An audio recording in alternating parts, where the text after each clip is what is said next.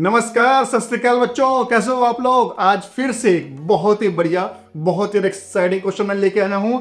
SC Verma chapter 2 part 1 का एक question है। आप इस क्वेश्चन को अटेम्प्ट करिए और इसका आंसर मेरे से मैच करिए। अगर आपने इसका आंसर कर लिया तो आप बच्चों बहुत ही सही राह पे जा रहे हो। आपका आईटी और नीट क्रैक होना बहुत ही आसान है। ठीक है बच्चों, तो ज्यादा मैं आपका टाइम नहीं लूंगा। इस क्वेश्चन को मैं सीधे अटेम्प्ट करता हूं, लेकिन आपको वीडियो पॉज करके पहले क्वेश्चन को खुद अटेम्प्ट करना है, आंसर निकालना है, उसके बाद मेरे आंसर से मैच करना है। तो चलो ठीक है बच्चों। बच्चों ये क्वेश्चन बोलता है a mosquito net over a 7 feet 4 feet bed has 3 feet high. इस 3 feet हाई मतलब एक बेसिकली मॉस्किटो नेट है जिसकी लेंथ 7 feet है, विथ 4 feet है और हाइट 3 feet है। The net has a hole at the corner of a bed through which a mosquito enters a net. It flies and sit at the diagonal opposite upper corner of the net. तो अब बच्चों basically एक cuboid है। तो चलो मैं इसको बनाता हूँ अच्छे से। सबसे पहले तो मैं बेड बना लेता हूँ। तो इसको 3D में आपको मुझे बेड बनाना पड़ेगा।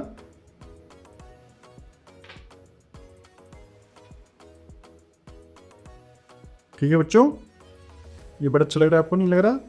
मैं देखता हूँ कि मैं अपने ड्राइंग टूल का यूज़ कर सकता हूँ, नहीं कर सकता।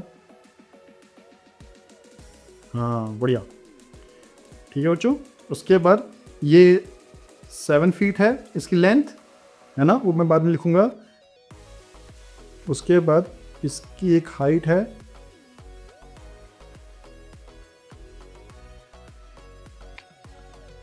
मैं इसको डायग्राम अच्छा बनाता हूँ।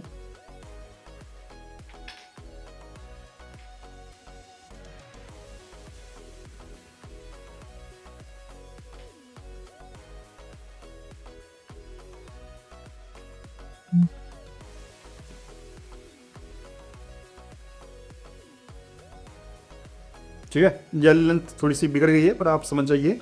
ठीक है बच्चों, सो ये है 7 feet, ये है 3 feet और उसके बाद मैं इसको अच्छा कर देता हूँ एक बार।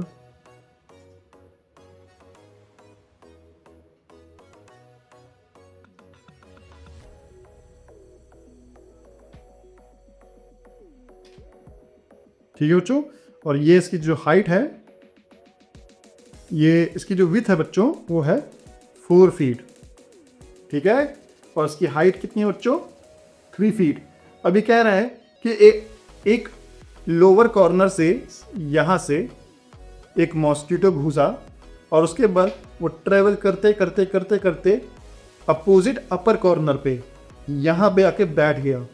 अब हमसे पूछा है option A, find the magnitude of the displacement of the mosquito. ठीक है, तो बच्चों मतलब बेसिकली कितना डिस्प्लेसमेंट हुआ है पॉइंट ए से पॉइंट बी के बीच में, प्रॉपर स्ट्रेट लाइन कितना डिस्टेंस है। ठीक है, वो निकालना है हमें। और दूसरा है ऑप्शन बी।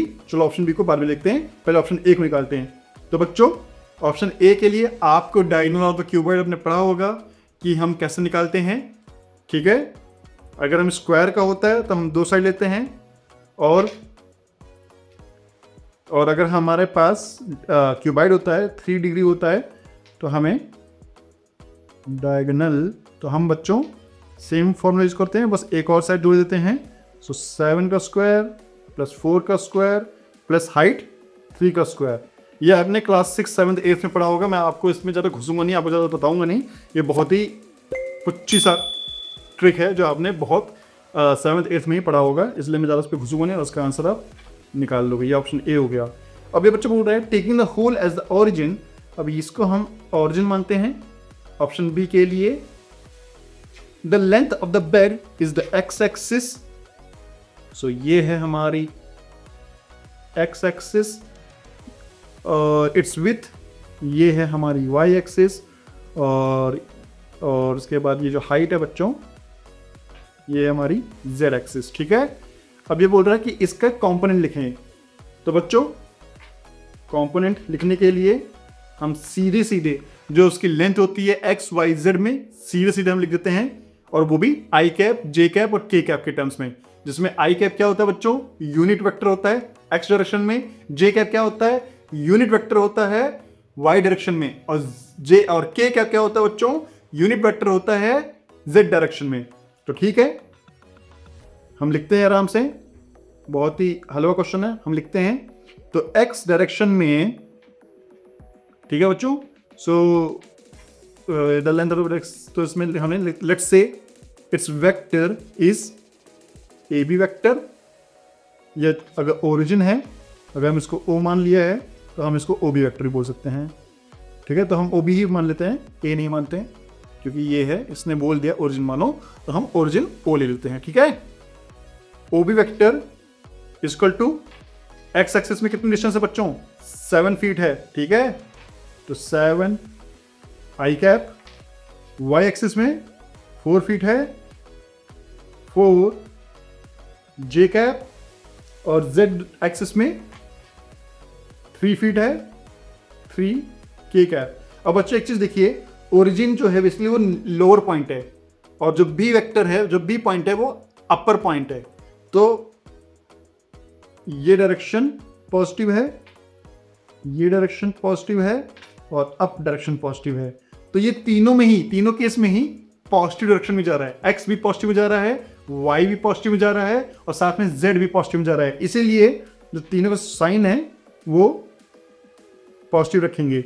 सो हम ऑप्शन बी को सीधे सीधे O B vector equal to, मैं फिर से लिखता हूं, 7 I cap plus 4 J cap plus 3 K cap. ठीक है बच्चों, ऐसे करके हम डायरेक्टली लिख सकते हैं, where I cap is equal to 1 feet in X direction. ठीक है, ये बिल्कुल, ये बोलना एक जोक नहीं है, ये बस हमें मानना है। J cap 1 feet in Y direction. ठीक है बच्चों, मैं थोड़ा डिटेल में जा रहा हूं, कंफ्यूज बिल्कुल मत होइएगा। और के कैप 1 फीट इन जेड डायरेक्शन। तो बच्चों सीधे सीधे मैंने डायरेक्टली ओ बी वेक्टर लिख दिया है। अगर जिन बच्चों को, जो बच्चे इसको लिख पाए हैं बिना मेरी वीडियो की हेल्प के, तो वो बच्चे बहुत अच्छा कर रहे हैं, बहुत बढ़िया है, बहुत आगे जाने वाले हो। लेकिन जो बच्चे नहीं लिख पाए हैं, उन बच्चों को बिल्कुल भी डिस्करेज नहीं होना है। उनको जाके मेरे सारे थियोरेटिकल वीडियोस जो चैप्टर 2 के मैंने प्लेलिस्ट में डाल रखे हैं, उन वीडियोस में देखना है। आप भी इन क्वेश्चंस को बहुत हलवा की तरह सॉल्व कर पाओगे। चलो बच्चों, अब मिलते हैं आपको नेक्स्ट वीडियो में एक नए इंटरेस्टिंग क्वेश्चन के साथ। तब तक के लिए बाय।